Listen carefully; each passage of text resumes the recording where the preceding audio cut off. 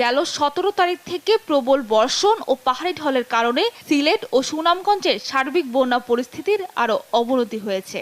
বন্যায় সিলেট, সুনামগঞ্জ এই দুই জেলা সহ মৌলভীবাজার ও হবিগঞ্জের বেশ কিছু এলাকা এখন পানির নিচে।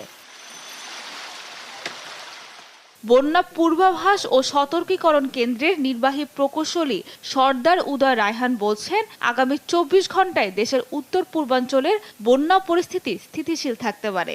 অঞ্চলে যে চলমান ভারী বৃষ্টিপাতের প্রবণতা ছিল সেটা কিছুটা হ্রাস পেয়েছে এবং আবহাওয়া সাম্প্রতিক পূর্বাভাস ইঙ্গিত দিচ্ছে যে আগামী কয়েকদিনে ভারী বৃষ্টির প্রবণতা কিছুটা কমে আসতে পারে। এর ফলে আশা করা যাচ্ছে আগামী 24 ঘন্টায় সিলেট, সুনামগঞ্জ অঞ্চলে বন্যা পরিস্থিতির গুরুতর অবনতি হবে না, পরিস্থিতি স্থিতিশীল থাকতে পারে এবং পরবর্তীতে ক্রমান্বয়ে পরিস্থিতি উন্নতির দিকে যাওয়ার একটা সম্ভাবনা রয়েছে। আগামী 48 ঘন্টায় দেশের উত্তরাঞ্চল, কুড়িগ্রাম, লালমনিরহাট, রংপুর জেলার নিম্নাঞ্চল নতুন করে